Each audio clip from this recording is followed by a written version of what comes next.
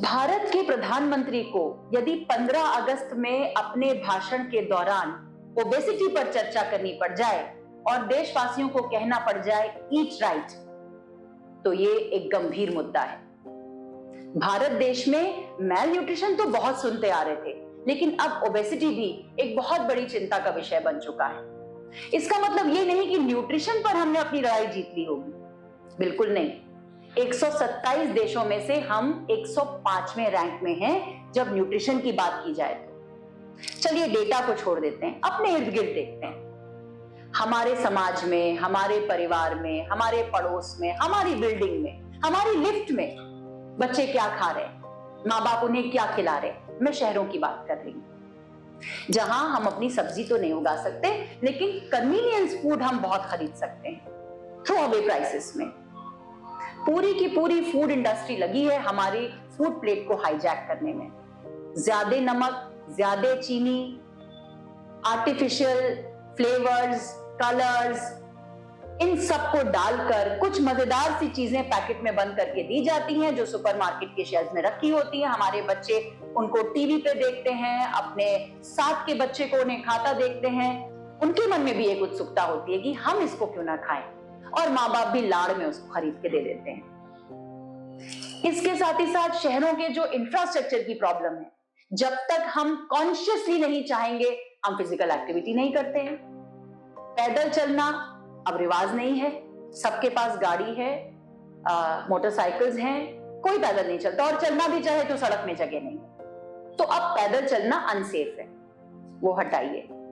हम दिन भर सिटिंग जॉब करते हैं, आप कॉल सेंटर ले लीजिए, आप आईटी इंडस्ट्री ले लीजिए, आप कॉर्पोरेट ले लीजिए, दिन भर लोग बैठे हुए हैं। और ये कहना आसान है कि हर आधे घंटे में खड़े हो जाओ, लेकिन इंसान जब नौकरी में होता है तो ये मुश्किल नहीं हो सकता। तो जब तक हम कॉन्शियसली चूज नहीं करेंगे कि हमें सुबह जल्दी उठ के या शाम को एक्सरसाइज करनी है, हमारी एक्सरसाइज मिल है, तो ओबेसिटी तो बढ़ेगी बढ़ेगी। अब मैं आपका ध्यान गांव की ओर लेके जाना चाहती हूँ। आप कहेंगे गांव में ओबेसिटी? जी बिल्कुल, गांव में भी ओबेसिटी बढ़ रही है। हमारे काम के दौरान हम अक्सर गांव में होते हैं और हम इस चीज को रियलाइज कर रहे हैं कि गांव में भी अब कोई फिजिकल लेबर नहीं करना चाहता। खेतों में काम करने के लिए सारे इंप्लीमेंट्स आ चुके हैं जो मैकेनाइज्ड हैं। घरों में महिलाएं चक्की नहीं चलाना चाहती, पुरुष मेहनत का काम नहीं करना चाहते। जो साइकिल पे थे वो मोटरसाइकिल पर आ गए हैं, जो पैदल थे वो खटिया पे बैठ गए क्योंकि वो बूढ़े हो गए। खाना क्या खा रहे हैं? सस्ता तेल, और शहरों से इन्फ्लुएंस होकर वो घटिया भोजन जो हमने प्रमोट किया है। एक मजेदार किस्सा बताते हैं आपको। हम गांव में थे, हमारे ऑफिस के सामने एक घर है, वहां एक महिला ने अपने एक छोटे से बच्चे को नहलाया धुलाया, उसको काजल लगाया, नजर उतारने का टीका लगाया, कुर्सी पे बिठाया और क्या खिलाया? कुरकुरे का एक पैकेट। मैं अपने आप को रोक नहीं पाई। मैंने उनसे कहा कि पूरी पराठा घर का नहीं बना के खिला सकते सुबह नाश्ते में?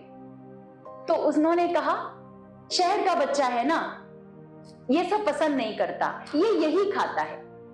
अब आप देख रहे हैं कैसे शहर और कैसे glamorous food industry, advertising industry हमारी गांव की फूड प्लेट को भी हाईजैक कर रही है। वो गांव जहां बाजरे की रोटी, गुड़ बहुत कॉमन हुआ करता था, जहां पर भुने हुए चावल खाना या रोटी में घी नमक लगा के या घी चीनी लगा के खाना एक आम नाश्ता माना जाता था, वहां से ये सब गायब हो चुका है। जब हम गांव जाते हैं, मीटिंग्स में बैठते हैं, लोग बोलते हैं कोल्ड ड्रिंक ले आए, हम उनसे कहते हैं क्या नींबू पानी मिलेगा?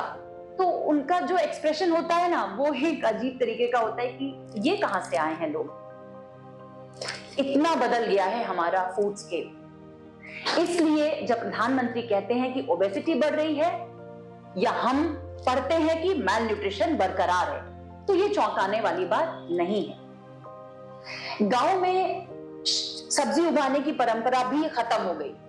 हमने नहीं देखा कि लोग अपने खाने के लिए घरों में हरा साग लगा रहे हैं कि सब्जी लगा रहे हैं, नहीं लगाते। जो लोग पेशे से खेती करते हैं सब्जी की, वो सारी सब्जी उठा के बाजार में बेच देते हैं क्योंकि वो कमर्शियली उगा रहे। बहुत चिंता का विषय है, कहां से शुरू किया जाए, दोबारा से कैसे रिवाइव किया जाए।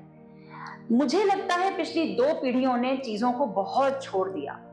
हमारे वो ट्रेडिशनल विजडम को, हमारे खाने की रीति परंपरा को डाउनग्रेड किया गया। जो घर में बनता है उसकी कोई वैल्यू नहीं है।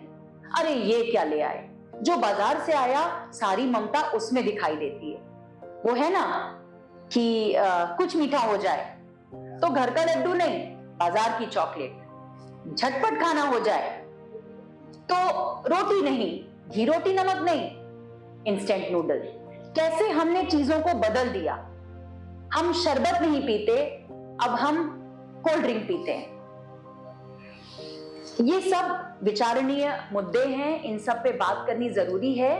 और जैसे हम सब पर्यावरण के लिए इस वक्त बड़े सचेत हैं और 5 जून को हमेशा एनवायरनमेंट डे बनाते हैं और कहीं ना कहीं अपने को पर्यावरण के साथ, पेड़ के साथ, पौधे के साथ जोड़ने की कोशिश करते हैं, हमें 1 सितंबर से 7 सितंबर तक होने वाले इस नेशनल न्यूट्रिशन वीक को भी उतनी ही गंभीरता से मनाना चाहिए।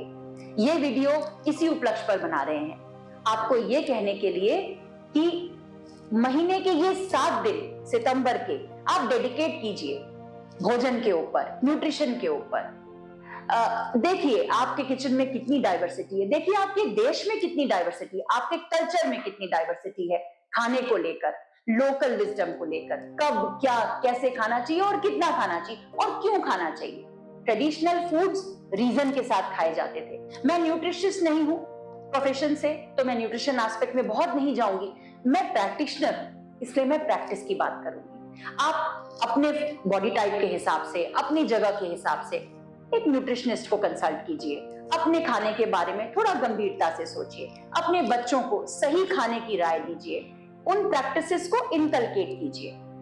हर साल इस सितंबर के महीने में 1 हफ्ता न्यूट्रिशन की बात कीजिए। ईट राइट बास्केट पर हम आपके लिए इस हफ्ते में बहुत सारी ऐसी जानकारियां लेके आएंगे जो आपको मजबूर करेंगी अपनी किचन शेल्फ्स को दोबारा से देखने के लिए, क्योंकि आपके घर में इतनी डाइवर्सिटी है फूड की कि आपको बाहर का खाना, पैकेट बंद खाना खाने की जरूरत ही नहीं है। एक्सप्लोर कीजिए, अच्छा खाइए, स्वस्थ रहिए। Eat right and stay healthy.